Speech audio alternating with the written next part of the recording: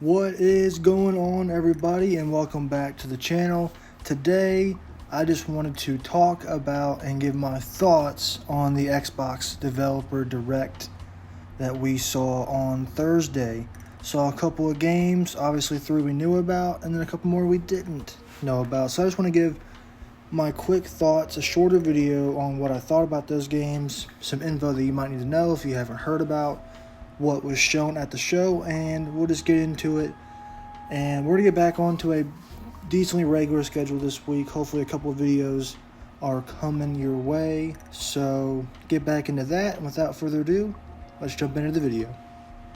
The first thing they showed was that secret fourth game that we had no idea about. We had some kind of idea of what it could be. We had some rumors about it being a legendary Japanese IP, and that's what it was.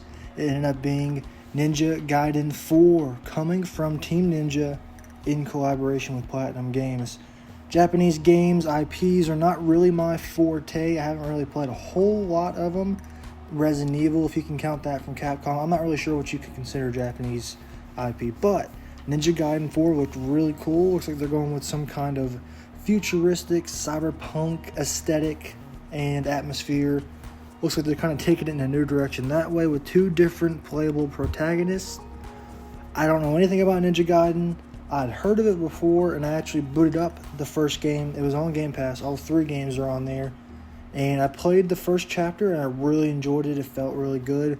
I know it'll get challenging. I'm not sure if I'll end up finishing Ninja Gaiden or any of the other games.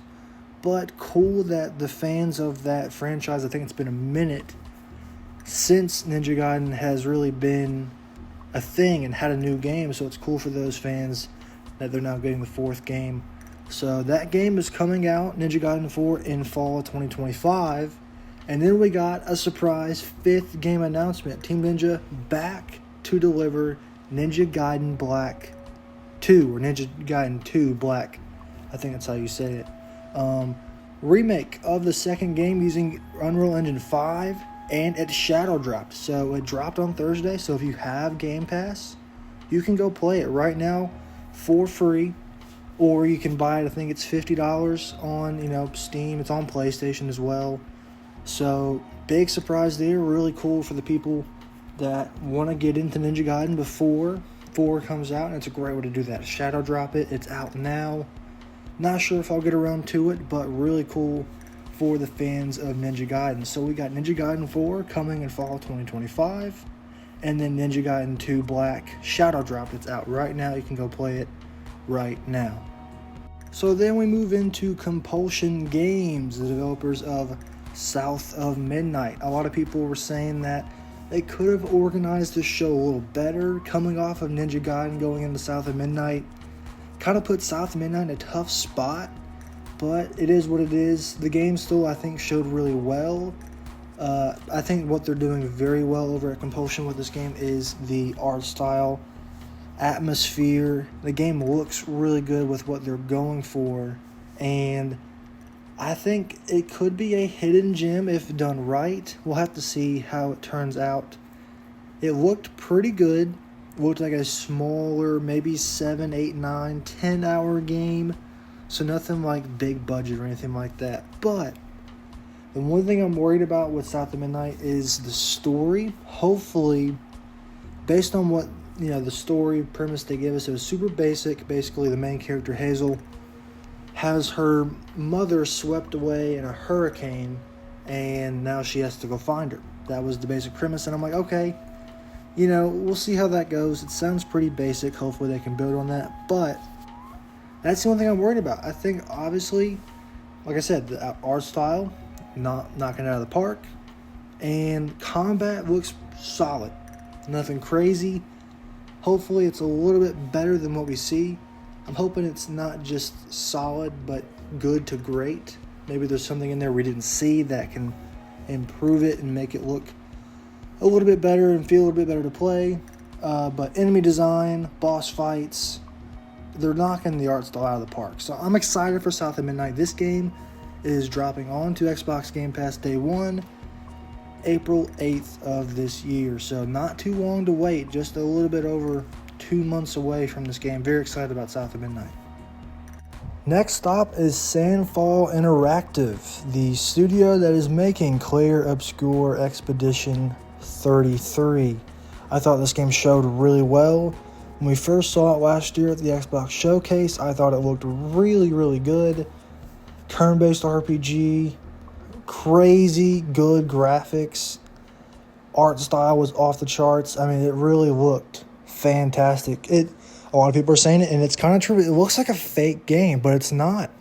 Hopefully it's not, at least when we get to play it. But showed really well. Combat's looking very, very good. I can't remember exactly how they described it, but it was some sort of variation of the turn-based RPG, like reactive, I think is what they said. It was a reactive turn-based RPG, and there's a lot of abilities and customization and builds you can do for each character. The one thing I will say is that the characters didn't look all too, they kind of look samey. The 4 main characters, you have 2 other ones as well who were definitely different, but there's 4 characters that just look kind of samey, and we'll see how that turns out in terms of, hopefully they differ from each other in unique ways.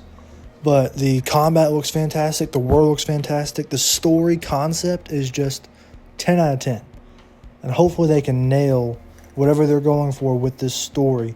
So this game's looking fantastic. So excited for this game, and it's coming on April 24th.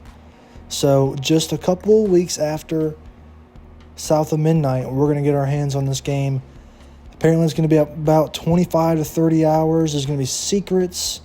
There's a full 3D map that you can travel around and find secrets, find hidden bosses. Really excited for this game. I cannot wait to dive in on April 24th, come to Game Pass on day 1. And the last stop of the show was id Software, talking about Doom: The Dark Ages. And, I mean, everyone who has played Doom 2016, Doom Eternal, I would assume, is excited about this game. I mean, they've really knocked it out of the park with the modern Doom games, and it looks like they're going to continue to do that with Doom: The Dark Ages. Looking at gameplay that they showed us, I mean, they're taking a different approach, it looks like. They have 3 different styles they went after with Doom 2016, Doom Eternal, and now in Doom: The Dark Ages, they said we're going to stand and fight. So the combat looks a little bit slower than it did in 2016 and Eternal, and it looks like that slower movement. You have a shield now that you can parry and attack with, and strafing looks more important than it did in the last 2 games. A lot of people are a little worried about how slow the combat looks, but honestly, I'm excited for it because it's something different. It's not going to be the same song and dance, and I think if they're confident enough that they can change up the gameplay and it still feel like Doom and still feel, heavy and, lots of gore, fantastic combat, I'm confident that they're going to be able to deliver on the combat. The game looks fantastic. The weapons look super unique and fun to mess with. The HUD I thought looked really good as well. The one thing I'm worried about is the glory kills. I'm willing to see what they can do with it and how they can change it around and make it look and feel different. But it's not like a locked-in animation where you kind of zoom in on the enemy that you're doing it on. It kind of looks like they're trying to do it a free flow type thing where it just kind of looks like, oh, it's just a part of the combat, doing a really heavy one-armed punch on an enemy. It's not like super zoomed in on the enemy anymore. I'm not sure how I feel about the way that they're approaching glory kills, but I'm willing to be won over. I like trying different things. It's a risk always, but if it pays off, then it can be really, really good. So I'm willing to wait and see. For me, they have not missed with the Doom games, so I have no reason to think that they won't here. Now, they definitely can, but I'm excited for Doom: The Dark Ages. It's looking really, really good, and we're going to get our hands on it May 15th, coming day 1 to Game Pass.